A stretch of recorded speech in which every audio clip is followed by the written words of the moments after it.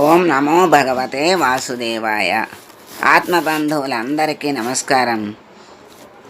351వ నామం రుద్ధ. అంటే ప్రపంచం రూపంలో వృద్ధి పొందినవాడు గనక భగవంతుణ్ణి రుద్ధ అన్నారని శంకరాచార్యుల వారు చెప్పారు. ఈ స్వామి ఎక్కడున్నాడు అంటే సర్వాంతర్యామిగా ఉండి ప్రపంచమే తానై నిరంతరం వృద్ధి పొందుతూ విరాట్ పురుషుడైనటువంటి ఆ స్వామిని రుద్ధ అన్నారని శంకరాచార్యుల వారు చెప్పారు. అంటే ఈ విశ్వము జగత్తు అనేది అలా పుడుతూ వ్యాప్తి చెందుతూ ఉంది. ఆ విశ్వము నిండా వ్యాపించి ఉన్నది పరమాత్మ చైతన్యం. ఆ విధంగా విశ్వము రూపంలో ప్రపంచ రూపంలో ఆయన వృద్ధి పొందుతూ ఉన్నాడు గనక రుద్ధ అన్నారని చెప్పారు. తర్వాత భక్తుల సమృద్ధి చేత తాను కూడా సమృద్ధుడుగా ఉండేవాడని గనక రుద్ధుడని పరాశరులు భావించారు. అంటే భక్తుల సమృద్ధి చేత అంటే భక్తులందరూ చక్కగా వృద్ధి చెంది ఆనందంగా ఉండటం చేత తాను కూడా అలా సమృద్ధుడుగా ఉంటాడు. పరమాత్మ ఎప్పుడూ సమృద్ధుడుగానే ఉంటాడు. కానీ బిడ్డలైన భక్తులు చక్కగా వృద్ధి పొందుతూ ఉంటే ఇంకా పొంగిపోతూ వృద్ధి పొందుతూ ఉంటాడు గనక ఆ భక్తుల సంతోషం వల్ల పరమాత్ముడు తాను కూడా సంతోషంతో పొంగిపోయి వృద్ధి పొందుతూ ఉంటాడు గనక రుద్ధ అన్నారని చెప్పారు. ఆ చూపే ఆయన యొక్క చూపే జ్ఞానం ఆనందం. ఆయన ఈ గుణాల చేత అభివృద్ధి పొందుతూ ఉంటాడు గనక రుద్ధుడని సత్యసంధుల వారు భావించారు.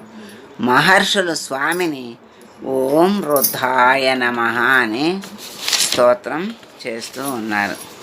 ఇంకా ఇంకొక అర్థం కూడా తెలుసుకుందాం. అభివృద్ధి చెందటము లేకపోతే వ్యాపకత్వము చెందటము అని కనుక చెందుతూ ఉంటాడు కనుక రుద్ధ అన్నారు.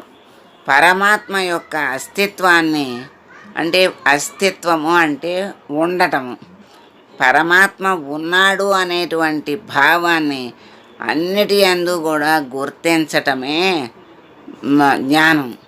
అభివృద్ధి చెందుతున్నటువంటి వాడు ఏం చేస్తాడు అంటే పరమాత్మని గుర్తిస్తూ ఉంటాడు.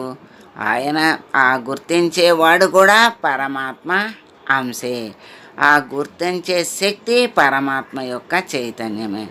మరి అభివృద్ధి చెందటానికి ఎవరు కారణము అంటే ఆయనే కారణమై ఉన్నాడు. ఈ సమస్తాన్ని కూడా ఆయనలో ఒక భాగంగా ఇముడ్చుకున్నాడు. తెలుసుకునేవాడు తెలుసుకోదగినది తెలుసుకోనబడేది మొన్న అన్నీ కూడా పరమాత్మ యొక్క భాగాలే.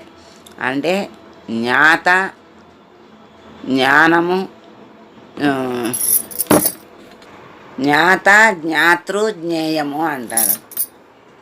ఆ మూడు కూడా అంటే చూసేవాడు చూడబడేవాడు చూపు మధ్యలో ఉన్నది చూపు.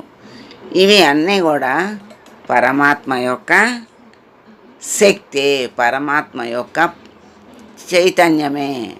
ఇవి చూస్తున్నాడు అంటే ఆ చూడగలిగేవాడి చూపులో ఉన్నటువంటి శక్తి పరమాత్మదే. అటువంటి మరి చూపు పరమాత్మదే, చూడబడేవాడెవరు అంటే పరమాత్మే. ఇవన్నీ కూడా పరమాత్మ యొక్క చైతన్యానికి ప్రతిరూపాలు, పరమాత్మ యొక్క స్వరూపాలు. సృష్టి అంతా నిండి ఉన్నటువంటి పరమాత్మని అణువణువు అన్నింటిలోనూ చూడగలిగే భక్తుడు ఎవరు అంటే ఆ భక్తుడే చివరకు పరిపూర్ణమైన జ్ఞానాన్ని పొంది పరమాత్మలో కలిసిపోతాడు. అదే ఆ చూపు, ఆ జ్ఞానమే కారణం దానికి. అలా వృద్ధ అంటే అన్నింటిలో ఉన్నటువంటి వాడు, అభివృద్ధి స్వరూపము కలిగినటువంటి వాడు, సమస్తం ఆయనలో ఉన్నటువంటి ఒక భాగమే కనుక పరమాత్మ జ్ఞాత జ్ఞాతృ జ్ఞేయాలు అన్నీ కూడా నీదే స్వరూపము. ఆ వాటిలో ఉన్నటువంటి మమ్మల్ని నీ స్వరూపముగా మార్చుకోగలిగేటువంటి శక్తి సామర్థ్యాలను మాకు ప్రసాదించి మమ్మల్ని అనుగ్రహించు స్వామి అని వేడుకుంటూ మంగళం పాడదాం. మంగళం కౌసలేంద్రాయ మహనీయ గుణాత్మనే సర్వలోక శరణ్యాయ సాధురూపాయ మంగళం. ఓం